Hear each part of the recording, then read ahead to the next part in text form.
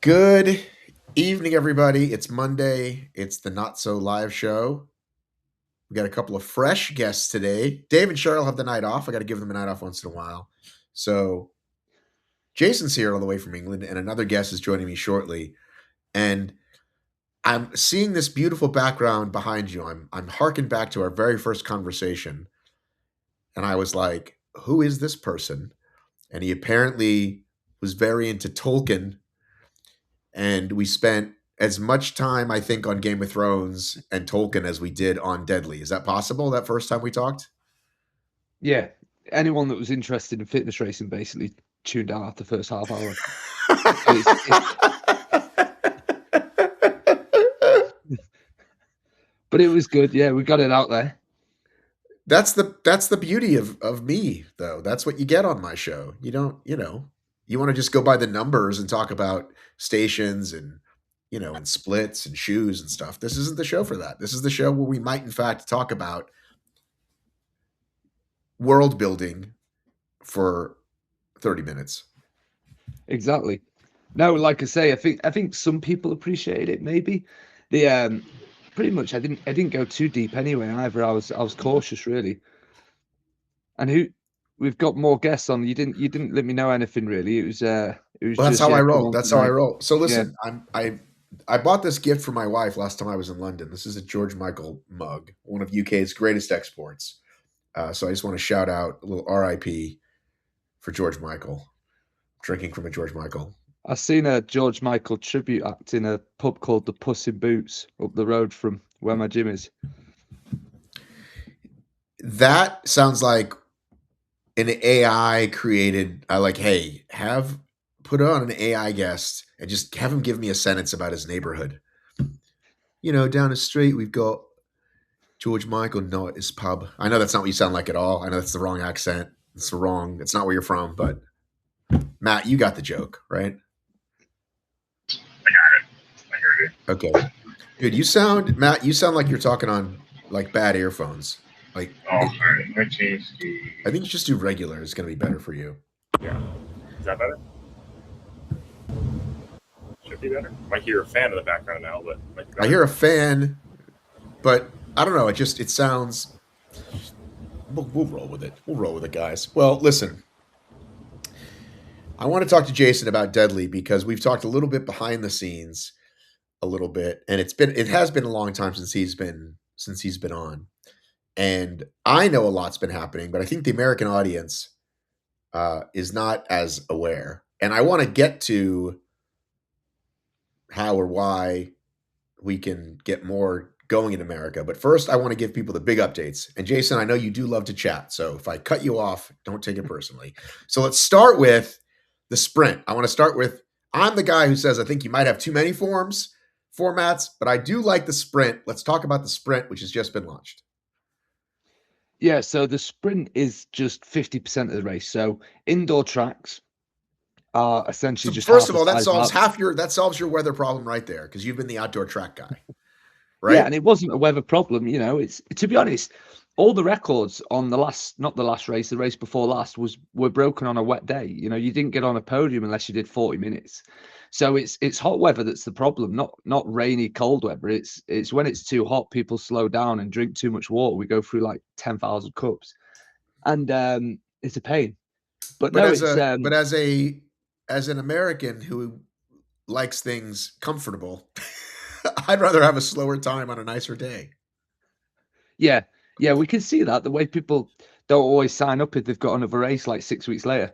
The No, it's 50% of the track race because indoor tracks are 200 meters.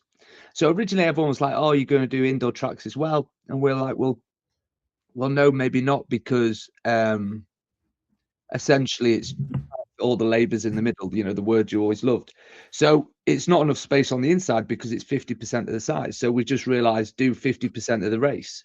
You can fit 1,000 people because obviously the race is half the length, so people are getting through it faster. You can have shorter wave times, and rather than it being 60 goblet squats or 60 push press or 60 snatch, it's 30 rather than being 12 400s, which is 4.8 k, 3 miles. It's 12 200s. And the beauty of the race is that on one side, all the competitive folk are going to red zone. It's going to be an incredibly difficult race. Most people are going to be between 20 and 30 minutes at least. And for beginners, it's perfect because it's indoors. It's 12 times 200 meters and it's the same weights. However, it's half the reps in the distances. So you sort of got best of both worlds, basically. The inside of the track, is that always big enough? Because I don't know how that works typically. Like, because clearly we're doing the labors between, right? So, like, I know in a big track, it's 400 meters wide, so there's plenty of room. So I'm asking, how does that work in the center of the? Who am I saying? Who are we saying hi to? Hang on, who is that? Do we know that person? Just one of the trainers, like Vanessa. She's a trainer here. What's up? You're on the greatest podcast in the entire world. In the world. Have you met Matt in Atlanta? You met her in Atlanta at HYROX. She was there in doubles. Matt. Yes. Go train people. Go make them fit, not fat. Exactly. The inside of the track is 100 meters wide by about 60 meters on a 400 meter track. And on the indoor tracks, it's around 60 meters. So you'll have a 60 meter sprint lane in the middle.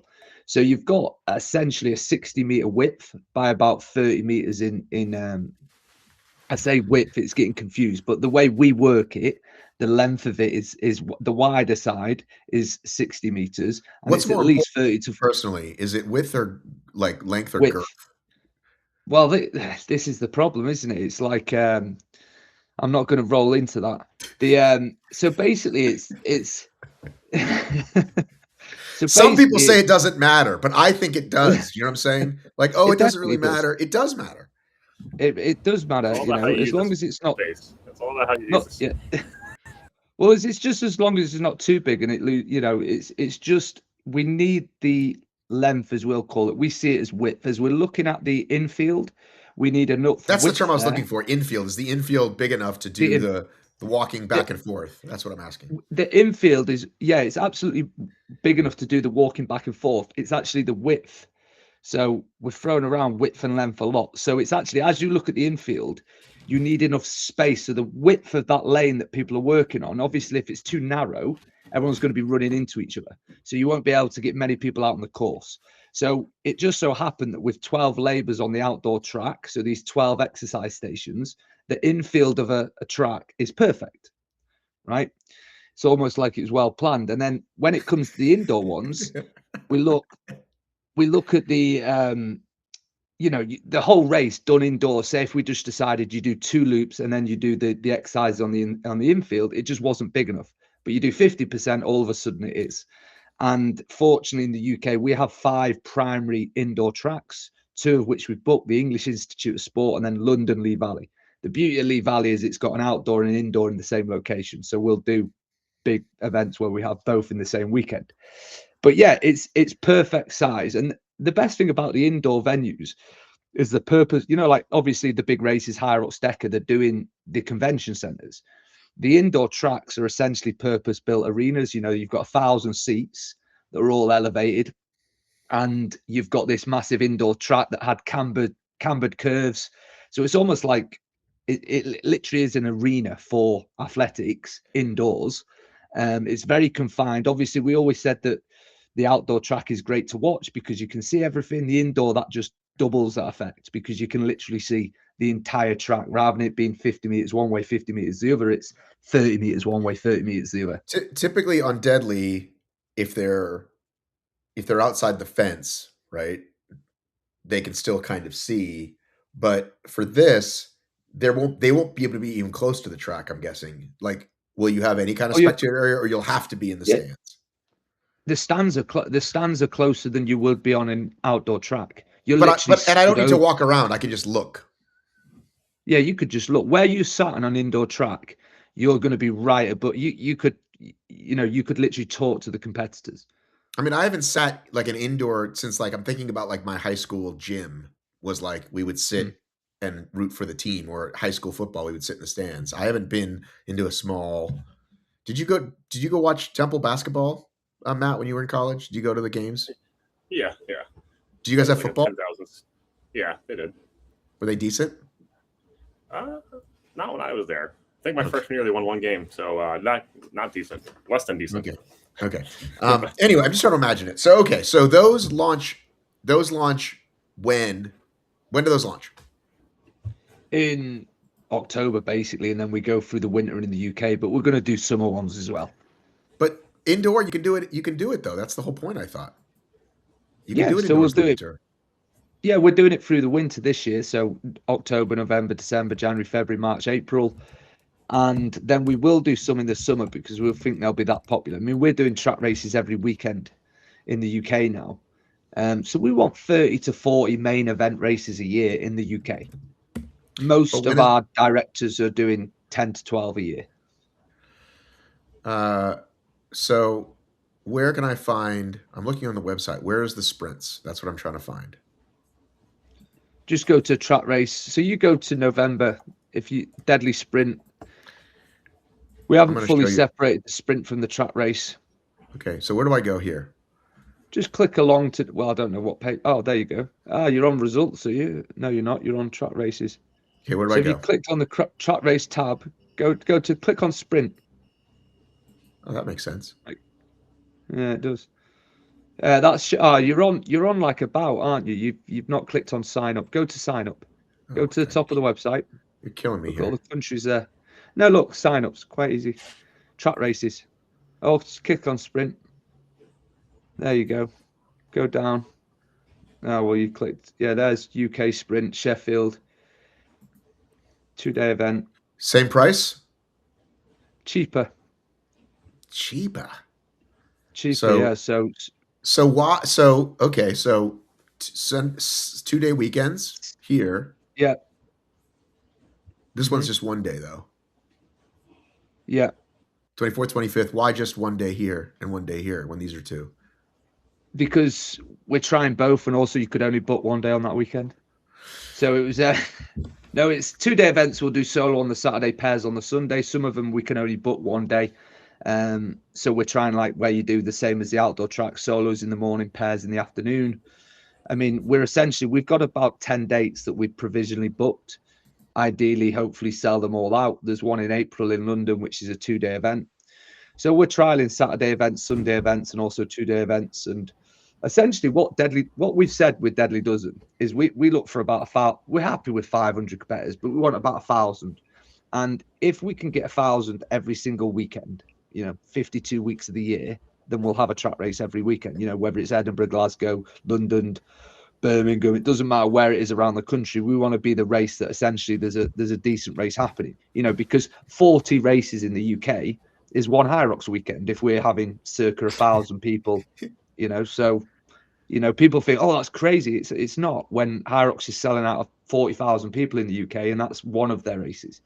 So right. the market's there, So next thing I wanted to go to was the World Champs, which we talked about when you initially launched it, I think, on here, but we haven't talked about it in a long time. You and I talked about it, and I even kind of forgot that there's real money being given away. And if you are a fitness racing athlete and you want to compete at a high level, and by the way, win some money, this is worth traveling for. Solo first place is 12,000 pounds, which is what, 15,000 American right now? 16,000, probably 16,000 US dollars. Right. Second is 6, which is $9,000. Like, definitely worth your flight, is what I'm saying. So male and female top 3. And then I call them doubles. You call them pairs. It's split. And then even relay, which is I'm a champion relay athlete. I don't know if you know that about me. I got a couple flags. Even relay is paying. So exciting stuff. And right now in America, there is only the one race, but you can still race it. What do you have to get to qualify at this point? Oof. It's getting faster and faster. You probably need to be. I mean, we do country allocation. So in the US, that's what I'm saying. So for Americans, I think show up and you do half decent, and you're going to go, right? Yeah, you absolutely will. Yeah, America, like in the UK, you have to get 40 minutes to podium at the primary races. In America, I think first place is like 50 minutes. You ain't getting nowhere near the podium with 50 minutes. You'll have to be sub 45 really in the UK. South Africa's getting, even Germany. Germany's got some really good Well, athletes listen, because Germany's we've been selling about. training people. We've been training people to move away from times because of this craziness with HYROX. We're trying to just get people. So let's not get too crazy in the times. I just meant in terms of like You're how many. really fit. You go to race in America, you're qualifying because what we do is we allocate to countries. So Right. if you're a good fitness racer in America and you do San Antonio, you're qualifying. Exactly. That's kind of what I was getting at. Um, and then San Antonio was going to be, in fact, the American championship, but that's kind of like there's no prize money now for it because we just haven't seen the turnout. So next year we'll have that with real prize money, correct? Yes. So what happened with like globally? So we're in like we've got gyms now in 35 countries, and we've got directors running track races in almost a dozen. Like that are basically we've got more countries than that, but where we've got like countries with there's at least 8 countries that are doing like a dozen track races a year, and they're all selling out. Germany's one of South Africa's having 1,500 at the next weekend. Germany's selling out like 1,000 participants every race. So, and we've got Australia and we have got the Oceania champs, the Mediterranean champs is coming up. But yeah, America's been by far, and Mexico's doing well, lots of gym races in Mexico. America by far has been the slowest market just in terms of track races. It's just not picked up yet. We know we'll get it eventually. We just need to, it's a big place, and we're a new player. Fortunately, we have expanded really well into Australia, New Zealand, and Europe, but America's just been a lot slow. We have got a race launched in Canada. We're expanding into Alberta. We've got British Columbia, we've got Ontario, Mexico, most of Latin America. We have a presence now, but yeah, Can we we talk? just need to. Can you back up? Talk about Canada really quickly because you and I were messaging each other, and then we were talking about, and then the next thing you know, there was a Canada announcement. I was like, why didn't you mention that when we were talking? It was like the day Because after we talked. yeah, we've got it. That reminds me, I need to message the director we have in Alberta actually. But it's yeah, we've got British Columbia first race, and then we've got Ontario. Probably won't be till 2027. But Amber out there is doing like a great job of the gym races. They're really keen. So yeah, it's Canada's hopefully going to help push. I think my plan almost is if we can really push sort of north and south of the border, then we can really start getting the US market moving. But yeah, I think Canada will be a strong contender. But where is this race happening? In BC, let me have a look now. So all you do is when you go to, yeah, it's Vancouver. Yeah. That's yeah. So Vancouver. Let's have a look.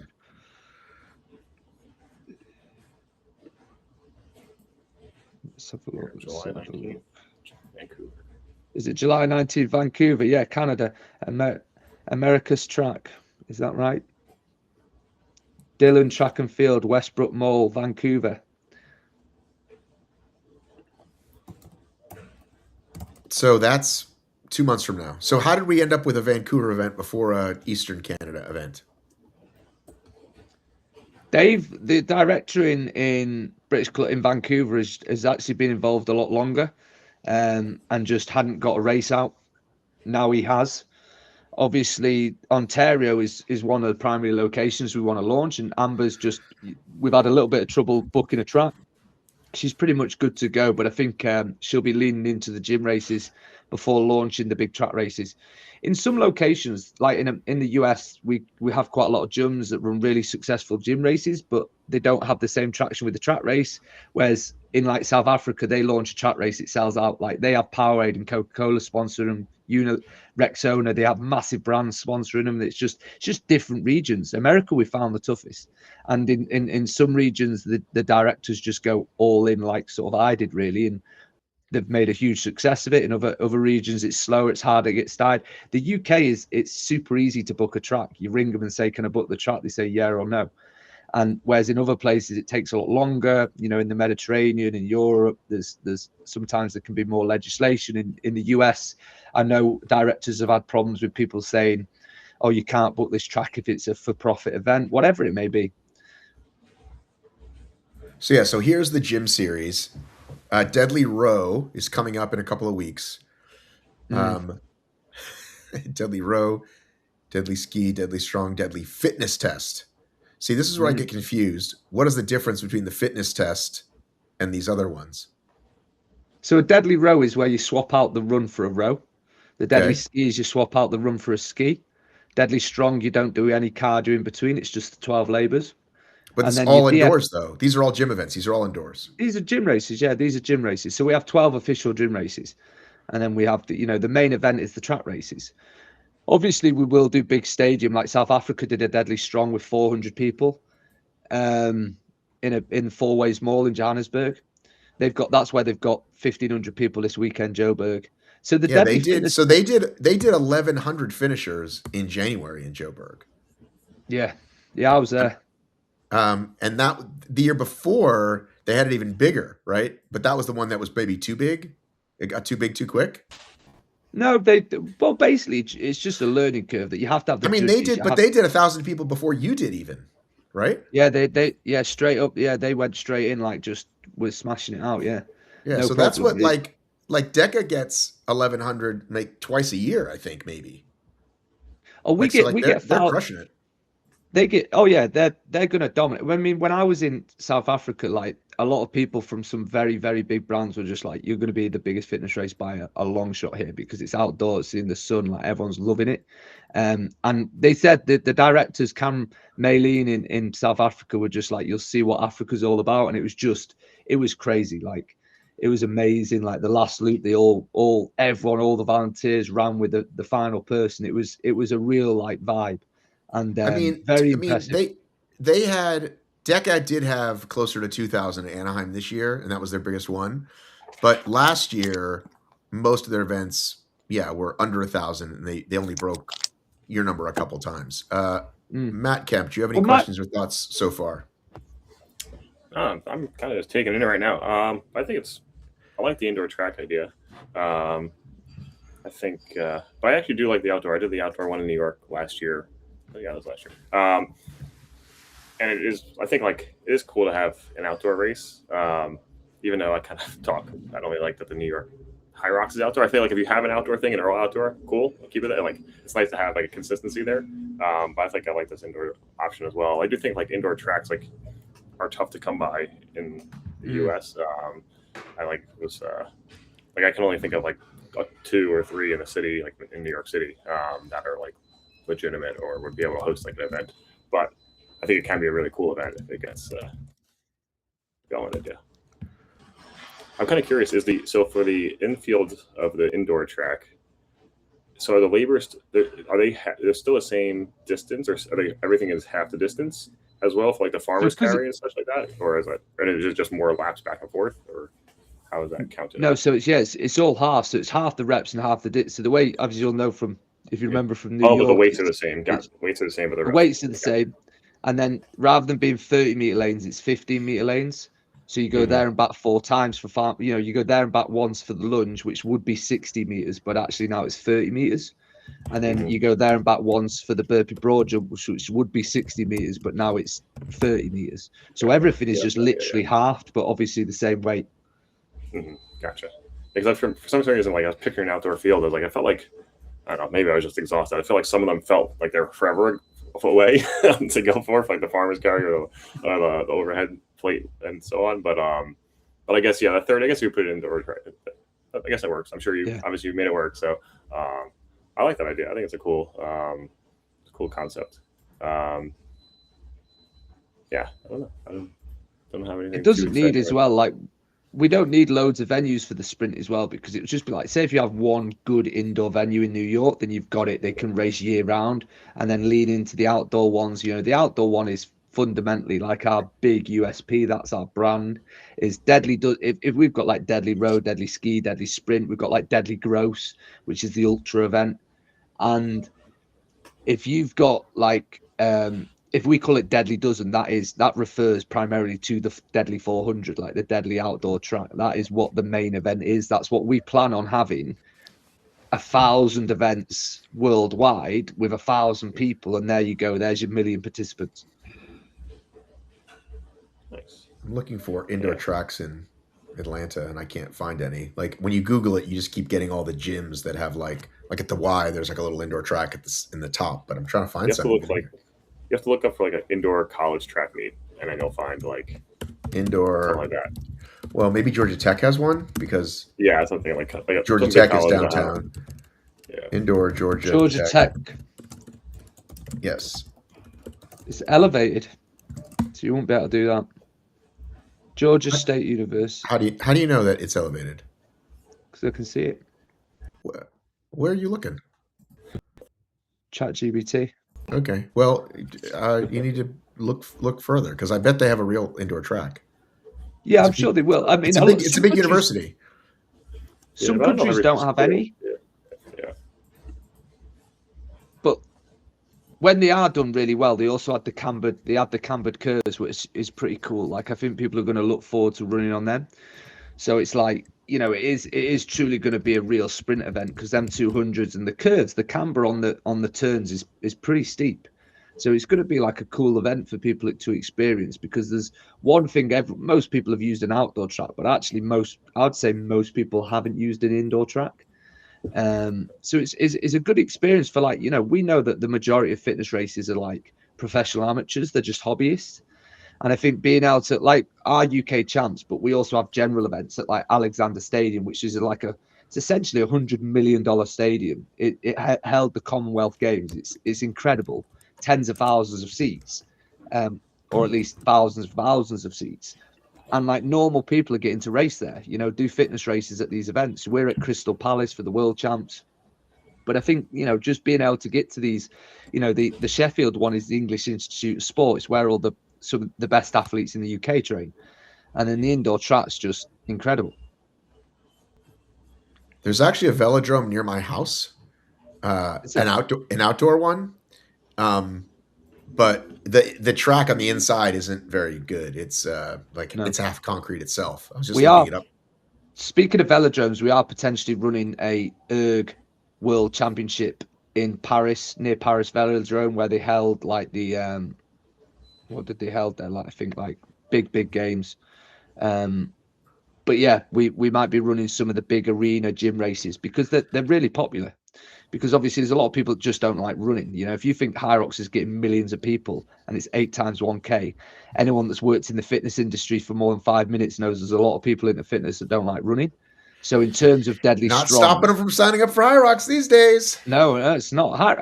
I like, as you know, like I think HYROX is the pioneer. What HYROX has done for fitness is amazing. I actually think it's quite ironic how you get so many coaches that like really criticizing. Like, hang on a minute, they've released an event that you can criticize every event, but like they're getting more people exercising at the end of the day, and they're getting more people like enjoying it in a community. So when you see people like really heavily criticizing like personal trainers and fitness influencers, you're just it's almost ironic. Listen, they're doing it for rage bait, or if they do hate it, who cares?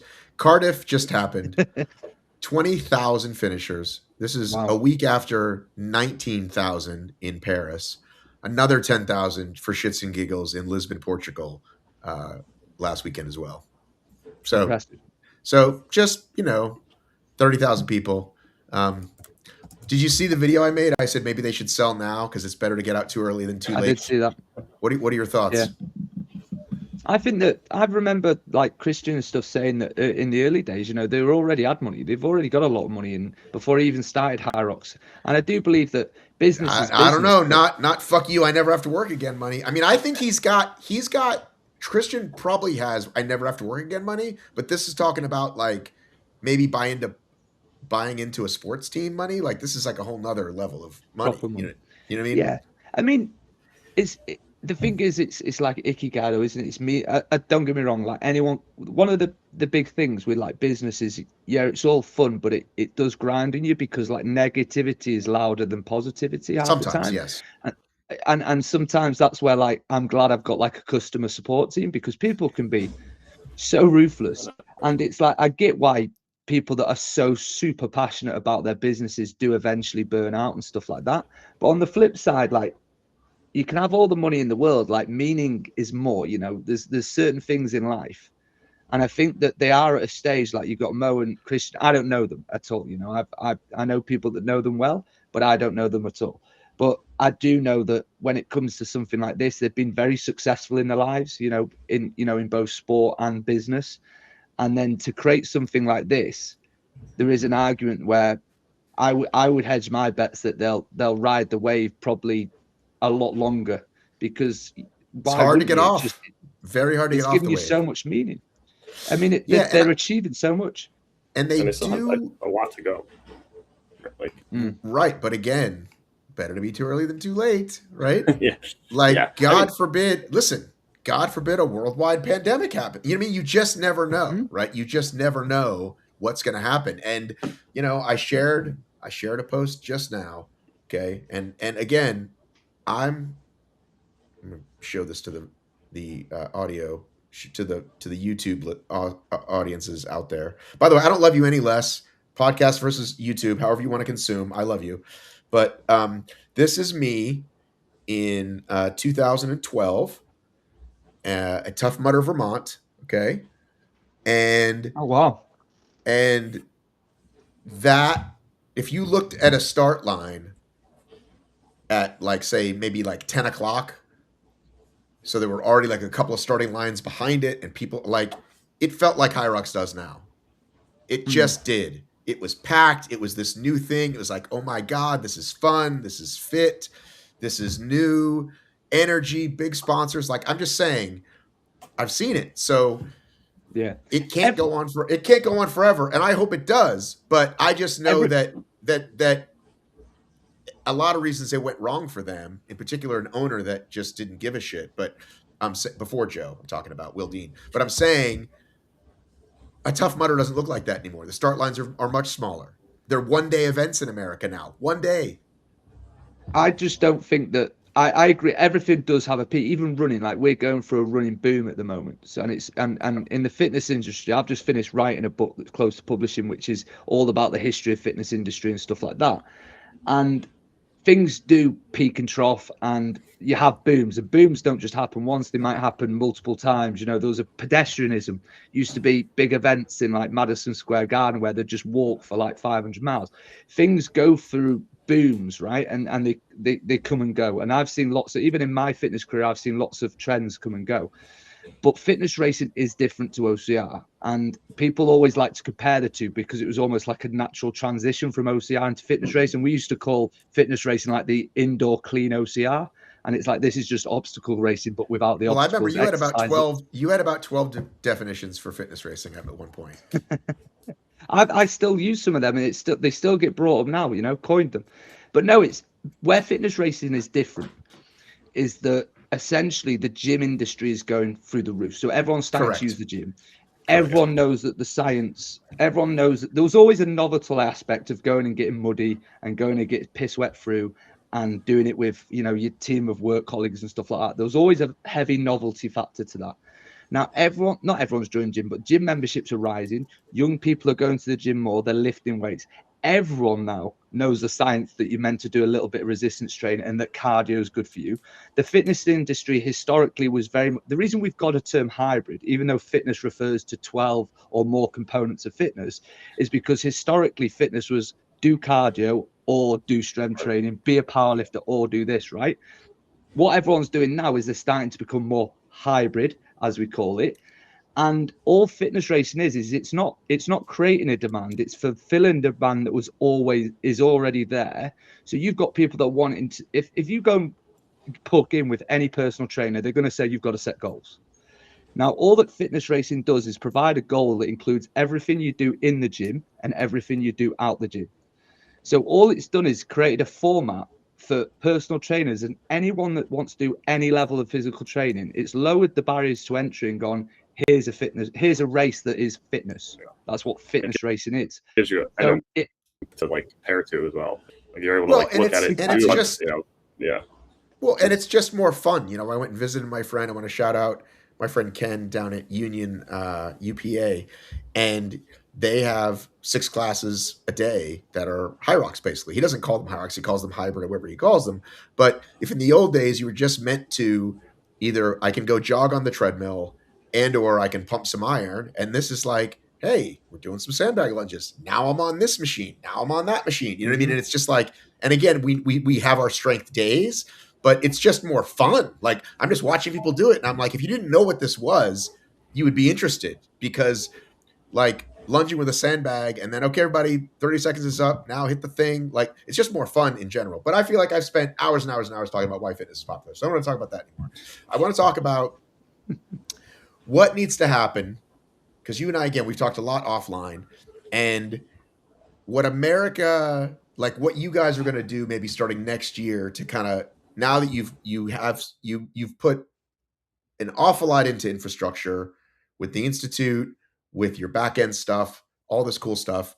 And now it's like, okay, we can actually, by kind of planting flags everywhere. You want to buy a license, you want to buy like all the stuff you do, right? Now it's like, okay, America's not moving like Australia or South Africa. So how does the head office gonna like maybe step in and help people that are already here, like Brandon and Lauren, and then new people who might come on? So we've got multiple directors now that within year 2 have started, they're close to generating 7 figures with a lifestyle fitness business, and they've got, close to tens of thousands of people now that engage with their brand. They're generating tens of thousands of followers online. So the proof of concept is there.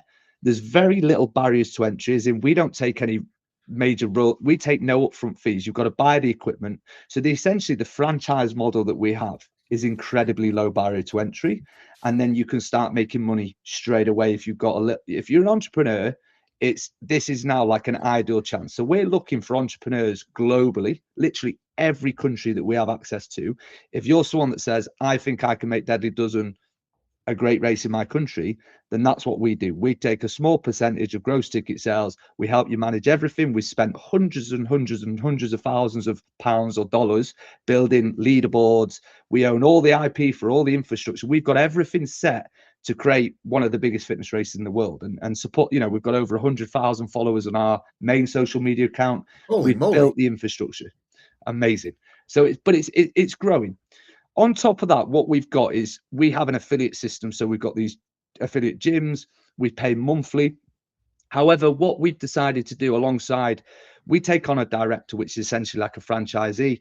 They take on the model, and they are in charge of running the track races, and they can run these track races, and we help them do that. I often fly out with my media team to help them run the first event. Now, what we think the key with America is obviously bringing on more entrepreneurs that will take on the Deadly Dozen and want to really bring it to their locations. But we also have a very good gym model, because we have the 12 gym races.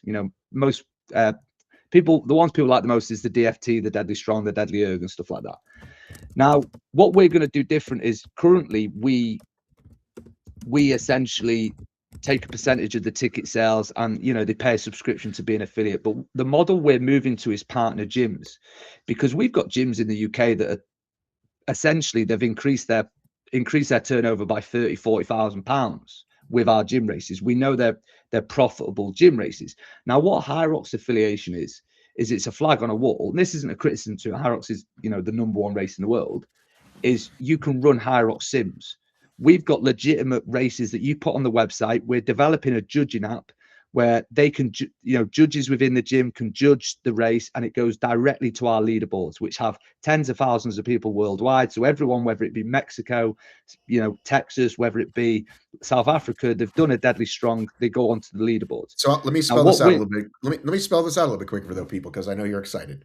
So currently, if I do an event such as Deca Strong or Deadly Strong, I'm scribbling down your times, your splits on a little sheet of paper, and then I'm entering them. What you're saying is there's going to be an app that Coach Matt can follow his athlete around. You just did the bike, 1 minute 20. You just did this, and then boom, I'm automatically on the leaderboard, and it goes everywhere. So then the next question for that, though, then would be doing a little bit of monitoring, the Ugly Dave job of, wait a minute, that guy just had his best friend judge him and broke the world record by 20 seconds. Like, how are you going to work on that stuff? And I know that hasn't been as important to you, but what are your thoughts on that? No, so there's always a level of, this is where we're changing our model. So we're going to have a affiliate model, which is you want to be affiliated to the brand, you want to run workshops, you want to run classes, you want to run simulations. Great. Now the next model is that basically you're a partner gym, which we see you as the next step down from being a director. So like a franchisee that's running Deadly Dozen USA. So say, for example, we've got Fabian running Deadly Dozen Germany. Well, Dash, he also runs Austria and Switzerland. So he's running Deadly Dozen Germany. The next step down would not be the gym affiliates that are just putting a flag on the wall and running simulations. These are the individuals that are essentially race directors. So we're seeing them, they're part of the company. So these are individuals now that they get access to the judging app, and they are a partner gym. So obviously, have I just found it? Oh no, I'm there. I wondered what happened then. I thought everything went black. So basically what happens is, I was like, he's kicked me for waffling on. No, it's so what the bottom line is we've only got to take the gyms. So yes, we want thousands of affiliate gyms. We want thousands of, we've got accredited coaching system. We've got an academy with coaches and stuff like that. But fundamentally, when we take on partner gyms, it's all about quality assurance, because the bottom line is there's always a level of integrity. There's always a level of, this gym here, if they're a Deadly Dozen partner gym, we've got to trust them. It's like having a staff member if they're stealing from the till. At the end of the day, we've got to trust them. So we're going to be giving the partner gyms 100% of the ticket sales. We have a monthly fee to be a partner gym, which is paid for anywhere in the world can pay that fee through our academy. You know, we can qualify personal trainers, strength and conditioning coaches, certified accredited qualifications globally. So if you want to become a personal trainer anywhere in the world, we can qualify you. So them partner gyms. How does that, well, now we're jumping all over, but just because my wife is in fact a personal trainer she's got hers through like NASM. So how does yours compare to that?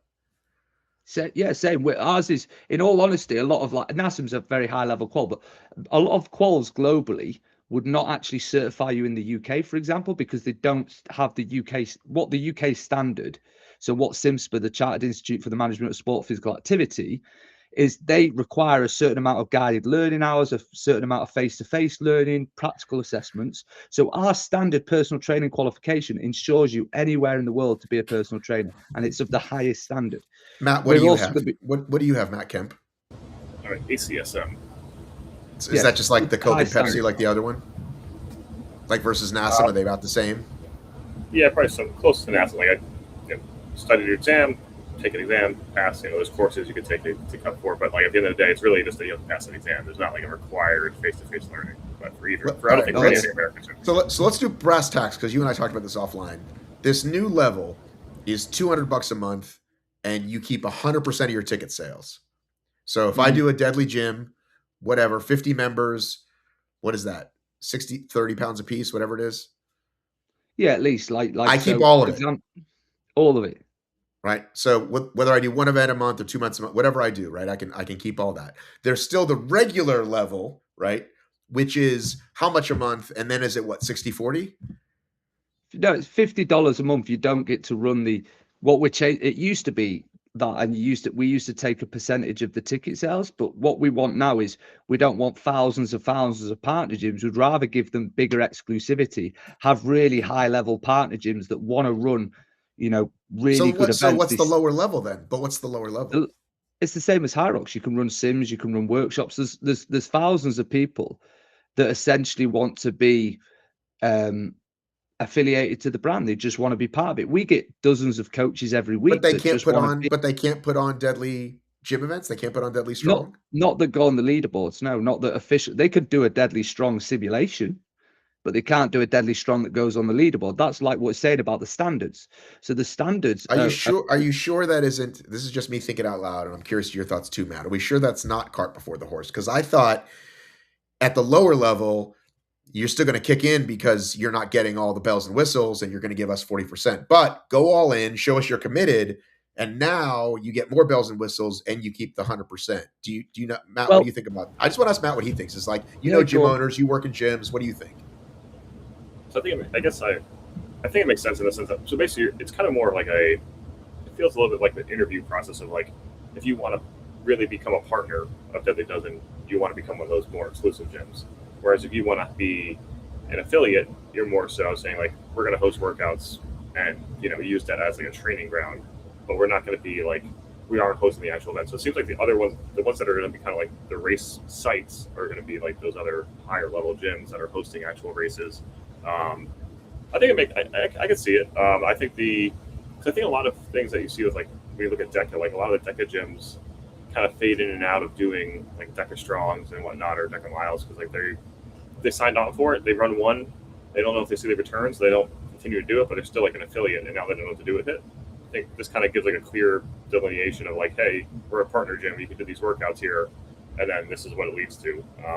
So I can see it kind of being interesting. I just wonder if it's curious. There's like a conflict of interest of like the other gyms that are affiliates then saying like, hey, we're sending our athletes to another gym to do an event. But I can see some owners being against that. But I think like coming back to what we said earlier, like hey, the hybrid fitness thing, it keeps growing. Like the rising ship raises all tides or whatever. Like a rising tide raises all ships, whatever. Like if you get more people into it, you're getting more people into your space anyway if the events are going well with content. Because like there's gyms that all over now, everyone's doing HYROX everything, right? So like it's able to, if Deadly starts getting that momentum as well, it's able to be, people are going to want to be, even if they're the affiliate side, they might not have the space. Like the gym I work at here, we don't have the proper space to run any sort of HYROX, like real classes. We don't have turf. We don't, we have a sled, but it's different. It just doesn't have the paces conducive to it. But it could be an affiliate if someone wanted, it has enough of the equipment to do the workout, to do some of it, but you can't do a sim here anyway. So it could be like the two different areas of it. So I can see it. I think it could be a little tough for some owners. I think some owners are stubborn and going to say like, I don't want to be affiliated if I can't be the one that's, top, and then send my people to another gym. But I think that's, I think those people are fighting their own battle. So. Is that like an accurate thought of how it's kind of laying out as far as like, yeah, you're kind of interviewing these big gyms, I think, of sort of like they're your real partners in running the events. Yeah, I think that when it comes to gym races, is like people say, like what's to stop people just cheating and not having good standards? And this is what solves it.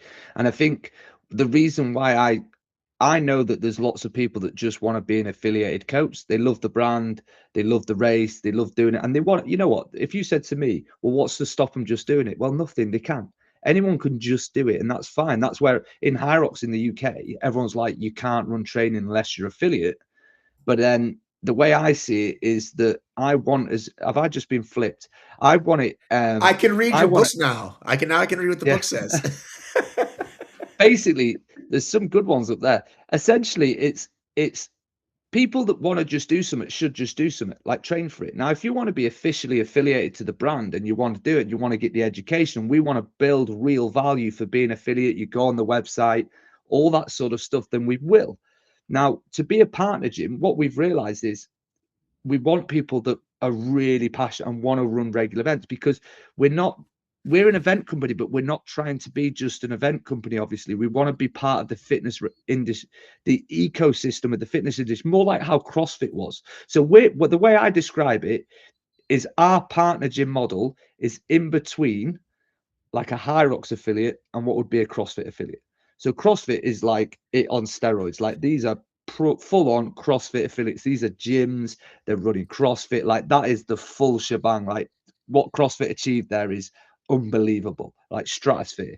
Now, what HYROX does is you go pay us for the privilege of like being able to train for our race that people are doing anyway, right? Realistically, right? What Deadly Dozen is doing is saying we've spent what will essentially be millions of pounds on technology that global which are like I'm not afraid to say it, they're the best leaderboards in the world, in my opinion, in fitness racing by far, in across a lot of sports, and they're getting better and better all the time. We're going to have a judging that we've built the tech better infrastructure than better than all of it. Our leaderboards are, like I say, well, people go www.deadlydozen.com, check them out and see what you think. But they're good leaderboards. Now we've got all we've done, we've not reinvented the wheel. In my opinion, we've just turned a bicycle into a monster truck. We've took all the basic stuff. So CrossFit's like a $4 billion brand. It's constantly varied. Olympic it used to be. I don't know what's a $4 billion brand today. Yeah, no, but they've been trying to sell. I don't know if you're aware of this. They've been trying to sell for a year, and nobody's bought it. So, and I don't think it's because it's so valuable. No, but what they achieved was incredible, right? And there's a lot of complexity Absolutely. there, which is not a bad thing, right? Deadly Dozen has basically just gone right. It's like the HYROX model. It's fundamentals, as you know. I won't go through it all again and again, but it's all the fundamentals and all the ergs and everything you've got in the kit. It's the circuit training that's everyone's doing. All we've done is And we've gamified. it's duodecimal, which we really like. Oh yeah, it's duodecimal, highly superior number. So so basically what we've done is we've gamified fitness in a way that has got us to over 30 countries in 2 years. And we're selling out events in Africa, we're selling out events in Australia, we're selling out events across Europe, and we will be selling out events eventually in America, right? So what we've got, fingers crossed. So what we're doing here is we're trying to create a system that we're getting hundreds of thousands, if not millions of people doing these gym races around the world and these different races, having championships everywhere, literally being everywhere and everywhere, anywhere and everywhere. And just essentially that's what it's all about. And it's a model that sits between CrossFit affiliation and HYROX affiliation, where yes, you have actual, this is something that I'm really leaning into. Like Decker's got it, but we're just trying to do it in a way where I just approached it where what Decker does is amazing. What I think what I can do with the 12 gym races, because we've got Deadly Barbell as well, Deadly Strongman, Deadly Hybrid, which is a testing factory. Get out Right? of here. Get out of here. Too many. Deadly Barbell is sold out everywhere that's run it. Malta, everywhere that's run Deadly Barbell is like do what sold Deca out. does. Now add ruck. All those categories now add ruck to that. We've got ruck, we've got youth, we've got no, growth. but do you have Deadly Erg to ruck? If someone chooses to do it in a ruck, they can. Dave Claxton, go for the world record. Another question for you. I'm the world record holder with ruck at the moment, actually. Well, about 3 me, people have done it. Dave will smoke you. Dave's the man. No, doubt it. Wow. Gauntlet throw. I doubt it. Gauntlet throw, mate. I was a military PT. I was a physical army training instructor. I was in the infantry for 6 years. You used to guard the castle. You used to walk around and guard the castle. I did, actually. It was never attacked I guarded once. Palace. I know. We've exchanged these tales. But that wasn't my sole job. I was still in the infantry. But I was the guy with the rucksack on, beasting the recruits, beasting the soldiers. He ain't beating me in a weight vest. The English, here's my experience. The English, if you want to meet, like if I went to a rugby match or a football match, right? The people in the crowd, those are some tough guys, right? I think the military is kind of like the Nancy boys, right? Like they're like not nearly as tough as the I would say that the one thing that I'd say about the British Army compared to one thing that the British are famous for is the army is like the worst possible situation you could imagine. Like British soldiers will find it funny. They'll just have banter. Like someone loses a leg, you'll buy them the wrong trainer. It's like every military has dark humor, but I think you can't you can't deny that I think the British forces, like the special forces, all that sort of stuff, they're decent soldiers. I mean, I've worked with a lot of other armed forces, and like the British Army are trained to a very high standard. I mean, one thing the British Army does well is as a soldier, as an infantry soldier, you're not just a rifleman. You learn to do every single role. You're expected to do signals. You're expected to do the medic side of things. You're expected to do it all. And that was my semaphore. Do you know what I just said to you in semaphore? It said, I love hybrid fitness in semaphore. I just think in many ways that the highest standard of training leaves the British Army very, all right, listen, stay on track. Stay on target. Stay on track. Let me back up. When you and I first started chatting a couple years ago, and I said, hey, I think I know some people that want to do some gym events. And you said, we only want people who are building towards the track events. And I said, I think that's a mistake because not everybody can put on a track event. So if we lost that idea, and now if you're a gym owner and you're listening to this, you are open to like, hey, come join us. Yeah. So basically what's happened is the HQ's got to the point now where we've got a lot of full-time staff. We've got the Institute. And basically what we're doing, this is part of the reason why we're also doing like you take 100% of the tickets and you pay this fee, because it allows us to expand into countries where they don't have Stripe. They don't have the same payment platform. So we need to collect data in a certain way to ensure it gets on the results. But I think with this new model that we're creating, we can expand to over 100 countries in the next sort of 12 to 24 months. And in the USA, anyone that wants to be an affiliate gym, we can manage you. You'll be managed by HQ or the US directors. But you will get another thing that separates us is you will get a dedicated affiliate manager. So you will have an individual that works with you to help you run them races. So you will have a dedicated affiliate manager. You know, like the early days of HYROX. If you were an affiliate in the early days, you had an affiliate manager essentially. So that's what you'll get with Deadly Dozen. So any gym in the States that goes, I can run these events and wants to be in a partner gym, then you can be a partner gym. Well, I'm glad you saw the light on that. And I'm curious on the other side, how much is like Deadly Dozen doing to like outreach to gyms that are like I feel like you're a lot of, you know, and I just don't know. I'm just asking as a question. Like, it sounds like you're saying, hey, whoever wants to work with us. But what is Deadly Dozen also doing to like reach out to the US gym? So what we've got is essentially that's one thing we're lacking. So we've got like quite a large social media presence. We reach like across the channels probably close to 10 million people a month. And we're pushing out into the channels. And what happens is I'm flashing a bit on the screen, but yeah, I was going to ask you what was going on there. Do you want to come out and come back in? Like maybe when you flip them. No, it was happening before I flipped them. And yeah, I've turned my my Wi-Fi off on my phone because that was what's causing problems before I finally learned. So just leave and come back. It's like you're coming in and out. It's like you're on a spaceship. Okay. It is May the 4th, by the way. So May the 4th be with you. Oh, it is May the. Is it May the 4th today? Yeah, it is. Yeah. I didn't. It might already be the 5th. It might already be the 5th. There, you're in the future, mate. Yeah. Anyway, leave and come back. Just leave and come back. Leave and come back. Yeah, I'll leave and come back. Let's see what happens. Just two mats. Just two mats hanging out. Our names don't show anymore? Oh, well, that's because I'm too busy being sponsored now. Sorry. Yeah, you got Stride and Modify. I could make a small.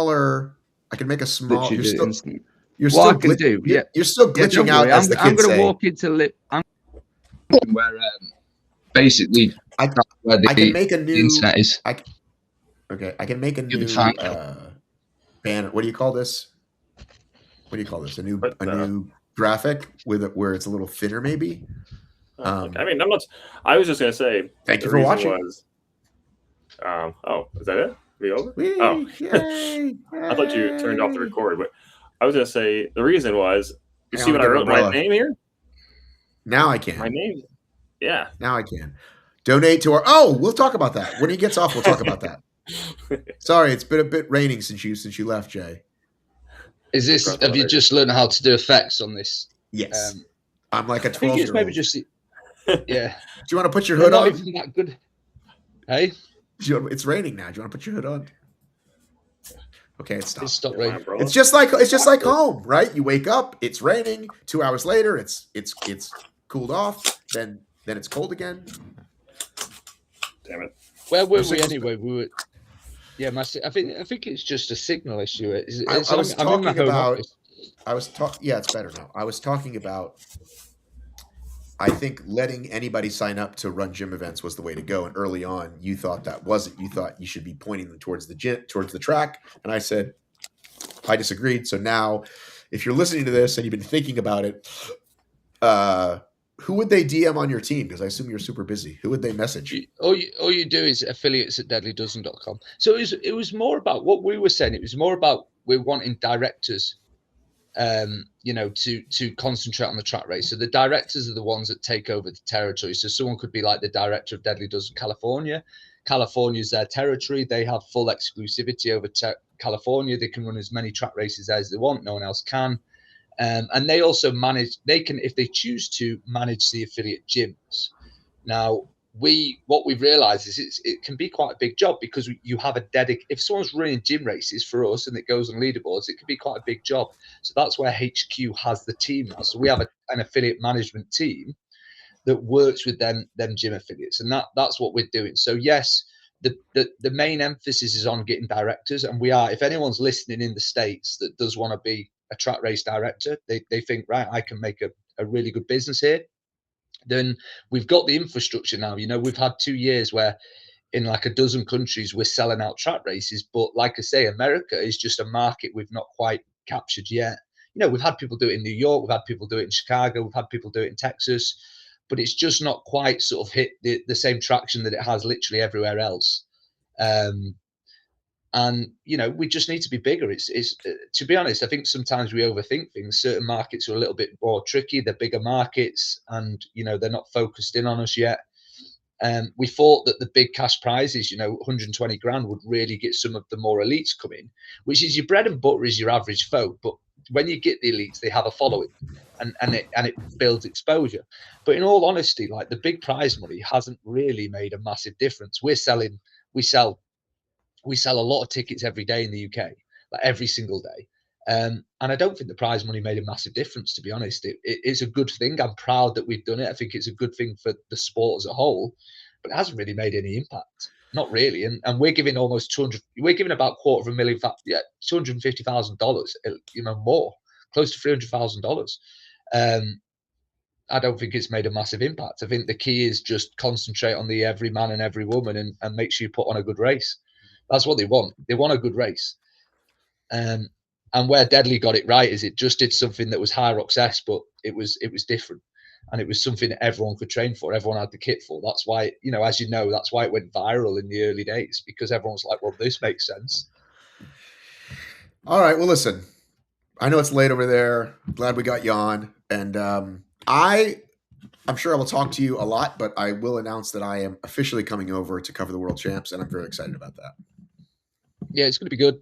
The 5th and 6th of September at Crystal Palace, World Champs. And when we're in Malta, we had 60 nationalities compete. So we've got people from Zambia. We've got people from all over the world coming to compete. And remind everybody one more time the US dates. 23rd of this month, May, is San Antonio.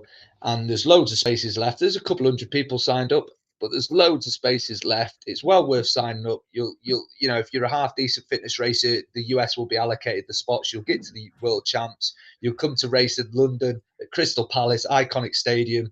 There'll be people from all over the world, Australia, New Zealand, all over Europe there competing. It'll be a great weekend. All age group podiums get flags. Our flags are pretty cool. And it'll be a great weekend. And if it rains, it rains. And if it's hot, it don't matter. It'll be a good weekend, and it'll be good to see everyone. So it'd be good to have more US representation, because the US are good. They're just not stepped up yet. All right, man. Thanks for coming on. We'll talk soon. Thanks. Cheers, guys. Cheers. Really appreciate it. All right. That was Jay.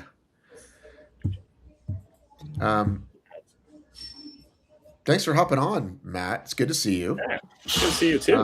Good to be here. Long time listener, fifth time caller. You're definitely a semi more than semi regular guest at this point. Yeah. I mean, it helps that you're my on again, off and again coach, and I really like you. That helps a lot. It's all about likability in this world, right? It really is. Well, listen, I've said this before. You've got that thing, right? Like looking for a man in HYROX, right? 6 foot, blue eyes, right? That's you, right? You're all those things. Hazel green, close enough. Whatever. You have nice eyes. Now your forehead is catching up to mine. I know. You're almost at Putin levels. There we go. But hey, you've still got more than a lot of folks, right? Hang on. 38 in like 2 months. You're 38? I'm 37 now, but in a couple months. So you're the absolute hardest place to qualify for HYROX Worlds. I feel really bad for you. You got about 20 years to go before it gets easier. Yeah. I'm hoping I don't know. Yeah, probably gonna be a while. Solo. I don't know if that's ever that's gonna be. I have to hope I just make it to 70. And can I interest you? Can I interest you in Shanghai? My company has an office there, so I can go work remote. But you know what I'm saying? Like that might be the way to go. Although they're starting to get better too, right? I was gonna say there. Yeah, I don't know if that would even work. Shanghai. All right, let's pick the lowest attended race recently. The lowest attended race recently was, let's see, 37. Actually, Wuhan Wuhan at 3,700. Actually, 3,800 last weekend in Sao Paulo. So Brazil's not that far. Brazil's not that far. So that's a possibility. Mean, it's pretty far, but it's not that. Yeah, not as far as. How come I'm not seeing Sao Paulo on? See Puebla. I just got an interview back about something. Email back about something. Oh, now I know why. This is I was looking in the wrong direction. It was showing me future events on. Let's see, HYROX men. The rankings for us men open. Whoops, I need pro. Would I have had a chance? I don't know. Don't think so. You don't think so? Pelayo Menendez Fernandez, 56-52. Okay, but he's elite though, so he's not going to get the invite. Yeah, that's and then the next guy, Derek Fornali, 103.49. That's pretty tight. Yeah. What's your best so far? Oh, in pro 113. Matt, been a couple of years. You need to run faster. Come on, dude. Can I interest you in a well air conditioned race? Because apparently that's the ticket. A well air conditioned Elite 15 only course. Can I interest you in that? Well, that's that'll. I mean, I still won't hit 103. You know, I'm not gonna take 10 minutes off because it's nicely air conditioned. You might. I don't know. I mean, I'll get my hopes up and I'll try, but I'm not gonna. I wouldn't put my money on it. It really just does depend who shows up that day. Okay, really, yeah. That's what that's what I tell people. You gotta put as many chips on your side of the table as you can, right? So you got to be as good at fitness as you can, and then when you show up to the table, you got to hope you have more chips than the other guys around you. That's pretty much it. That's pretty much it. You never know what card you're gonna There's been a rash of sales lately, and then more coming this week. What have you already bought, and what are you going to buy next? Signed up for Boston, doing Let's go. Boston doubles, open men doubles, with the owner from the gym in Brooklyn. Shout out Invincible Fitness is a gym I work at. And then I'm probably going to do Nashville is the next one I want to do. I've never been I've drove through Nashville once, but I kind of want to go to Nashville. It looks fun. Might do a couple of days there as far as just like hanging out, but also want to race there. That might be it for the fall. To be honest, I just do 2. Depends on if my partner Viv, we did mixed double last year in Dallas. We were thinking about doing another one in the fall, but we haven't figured out which one yet. So that's not Nashville. Maybe I do Nashville solo. So I don't have any solos signed up for yet. So kind of still figuring it out, I guess. But that is kind of annoying. Not annoying, but it's nice they're selling things early. But I haven't figured out what I want to do 100% yet. As far as just like, I'm also thinking one of my goals for maybe next year is like do an international HYROX. Like go. I do want to go to Asia next year. Kind of like a bucket list trip. Like maybe I'll just go out there and see if there's a race going on at some point and knock it out. And so yeah, like right now, Boston doubles Friday. Punton's also running at the same time. So the Mats will be reunited, and then I'm doing. Hopefully, I'll be doing Nashville whenever. Nashville's not announced for sale yet, though, right? Right now, it's just like Tampa and Salt Lake are next, or something like that. No, Tampa and Denver. It's Nashville. It's Nashville. Just got really loud. It's Nashville and Tampa. Yeah, the air conditioner. Yeah, well, listen. If you wanna kind of start peaking at hotels, late September in Rome is probably the first major. That's what we've been kind of rumored. And then December, London is rumored to be the second major. So if you're going to travel, you may as well go and like watch Elite 15, and it's a bigger deal and it's fun, right? I'm going to be at one or both of those. I wanted to show you something. Australia I feel like it's APAC. Anywhere else, like really, I don't know the finishing numbers, but like have any other markets like really blown up outside of Australia and like APAC as far as like. I don't know what the numbers are there. Like as far as like maybe would they move cities you think outside of Australia for an APAC major? For a major? Yeah. No, it's going to have to be. It's going to have to be Brizzy or Melbourne again. Like it has to be, right? That's curious. Yeah, I was thinking that too, but I was kind of curious if you had like a thought there. Maybe they would go somewhere else. Like I don't know if they were in China or Japan or somewhere else that's kind of like took off. Yeah, I think. I also wonder, kind of cool, like they had a couple cool venues. I remember the first year. Didn't they have like a track-shaped venue, but it wasn't a track near the airport or something? Oh yeah, I know what you're talking about. That was one of the China ones. That was like, like Hong Kong, maybe, or like Oh, maybe it was Hong Kong. Yeah, I think it was. Yeah, um, but I wanted to show you something pretty crazy because it is now official. I am coming to both New York weeks. So here's my current itinerary. Leave the 27th, home the 1st, home for a day and a half, leave the 3rd, all the way to the 8th. Now, currently, this says Newark and this one says LaGuardia. I'm changing LaGuardia to Newark. They're both about equidistant, but I feel like just getting there, Newark's the way to go because you have to go through New York to get to Pier 76 and hotels. yeah. From Newark, you're not going through the city. It's the other way. So it might be about the same time, but probably a faster Uber and or car ride. Yeah, probably a little bit faster from Newark, depending on when. It all depends on when you arrive. If you arrive there like morning-ish rush hour, like Jersey into the cities, it'd be miserable. No, I tried So, like 2:30. I tried to land at like at a 1:30, 2:30, No. like in between the traffics, right? that doesn't happen midday. But yeah, so I talked to Stacy and I was like, should I just stay the extra day? And she's like, no, you'll be miserable. And she's right. Because traveling, I've gone to Europe and I've been like, well, I'm not coming home because it's too short, but it's kind of not worth it. The flight is short enough that it will be. It'll still kind of suck. Like, trust me, I'm excited to go.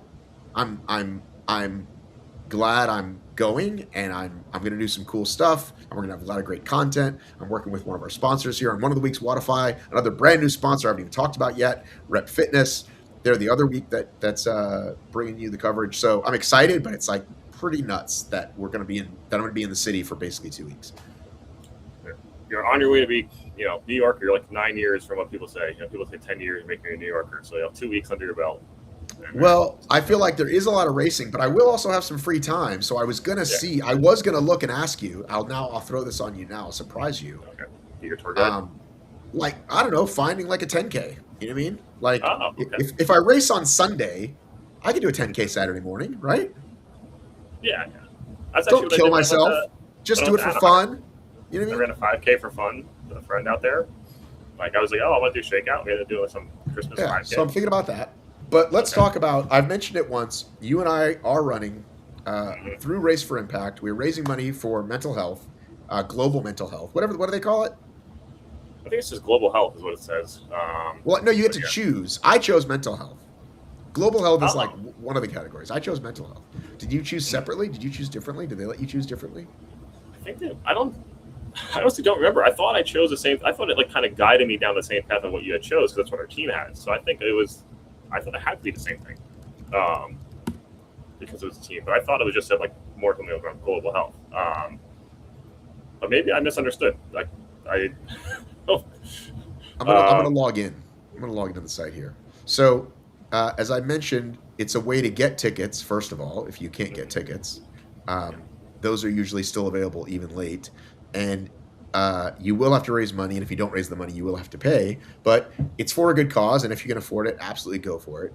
Now, here's their athlete page. I don't know why we're not listed on that. I mean, surely one of us should be, right? I mean, High impact athletes. Along with who we got here. We got some football players. We got looks like a poker player. Some professional athletes, yeah. We should be in here, shouldn't we? I don't know. I can't say we have the same, accolades that these athletes have. These are mostly like Olympians, and then other people. Yeah, but how about just being good guys? You know what? We are a couple of good guys. I mean, right? I don't think they have any mats yet. I'm looking. I don't see any mats. It seems mostly international. Yeah. Like not very. There's an MATWE from Netherlands. Is that my name in Netherlands? Matve? Matve Middelkloop? I really hope that's how it's actually pronounced. I hope so too. So let's go to all the way back up here. Let's go to join. Oh, I forget. No, I think you had to. You gotta find like the HYROX login for it. Oh man. We're gonna. I would say high. That's a good question. So What's the story say?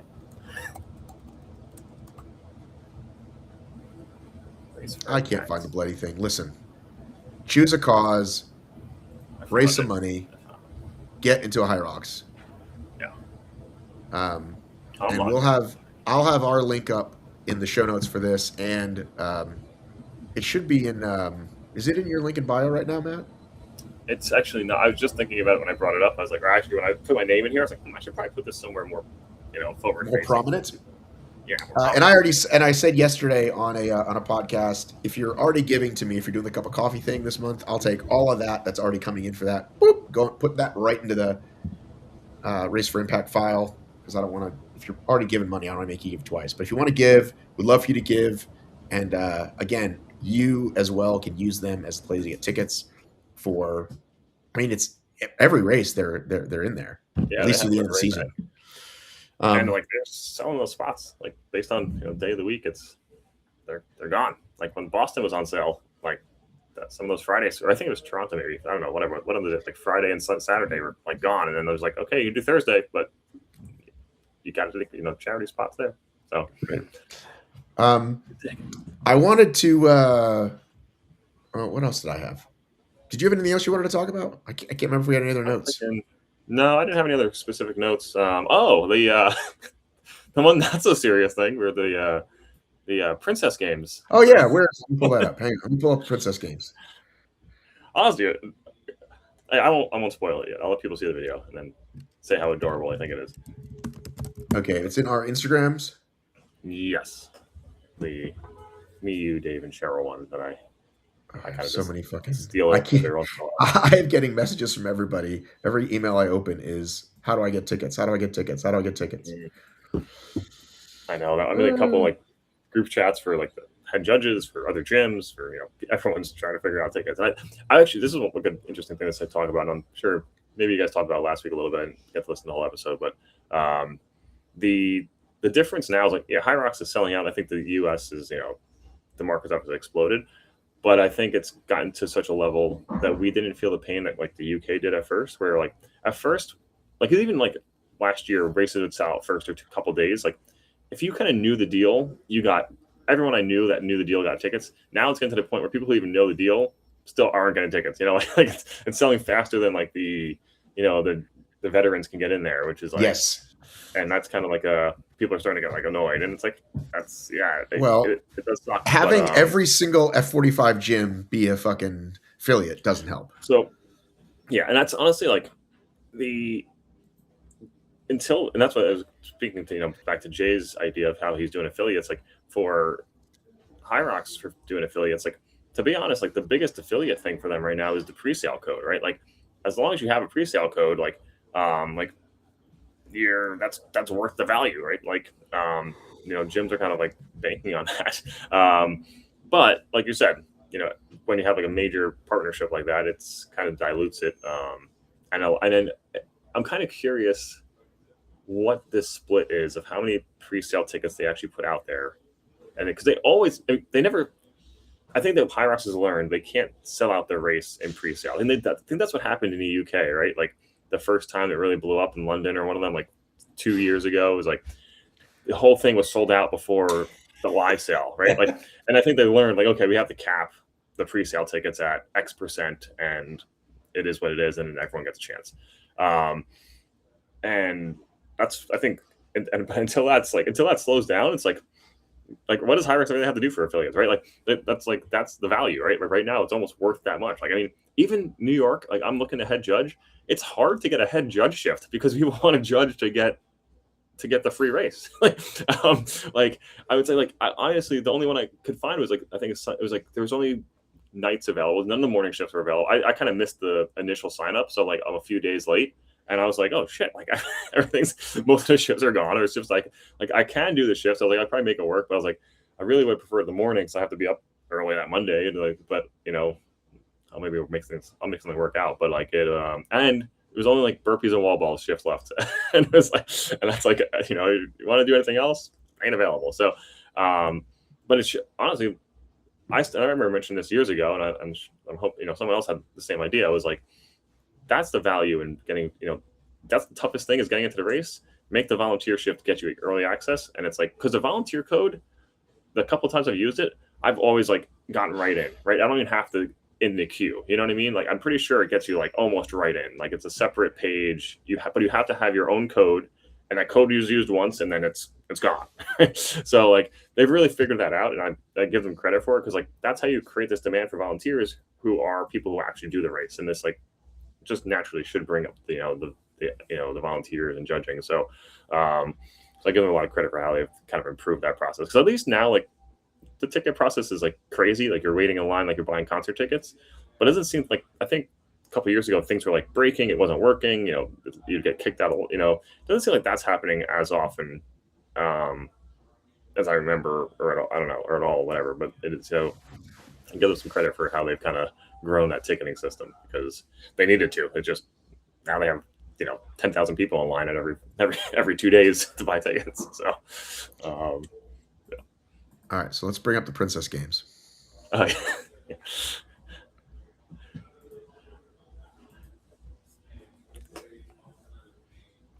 There we go. This is called Fitness Competition Described as Fitness Training is Genius. Do you want to describe for the podcast listeners what they're seeing? So we have young girls, ages, I don't know. I'm terrible. Ages like 2 to 6. 2 to 6 yards. Okay. Doing different, we can call them labors, since we had David that does on earlier. But basically, they're picking up weights, they're moving carts, they're dragging a dummy of like knight, a knight in shining armor, but doing different tasks while dressed as a princess. And it's kind of like pseudo, it's tricking people into doing fitness. But these are kids having fun. So it's a really cute event. The girls are saving the knights, so it's kind of a good way to get these, get them up. Right, you got that part in there too. You got the girls saving the knight instead of the other way. You have them lifting. I don't know what that's supposed to be. That thing they're lifting up onto the platform. And here's a sled pull designed as a horse and carriage thing. And here she's doing squats with this carriage thing. It's amazing. Like deadlifting like a carriage instead, like, or deadlifting like what's it, the cart from like Wizard of Oz or right. So the account is called Puberty, Puibity, bringing entertainment and news to community of millions. Puberty. It sounds too much like puberty. I hate the name, and it's going to take you a while to go down the feed, because it's. When was it posted? Posted a couple days ago. It's only posted a couple days ago, but it's so far down. Yeah. But maybe type in Princess Games. But that's the kind of hybrid fitness, the hybrid athletes, what's it called? The high young stars. What's the youth game? Oh, did they share it? Did Young Stars share it? I don't know. I don't think so. They should. That'd be good. That would be the move. Yeah.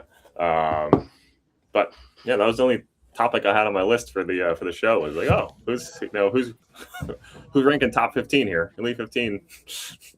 All right. Well, listen. Thanks for coming on, Matt. And we'll thank Jason for staying up late with us. And he would come on. If I said you have to come on at like 3 a.m. your time, he would do it, because he loves talking about Deadly Dozen. But all right, dude. Good to see you. Good to see you too.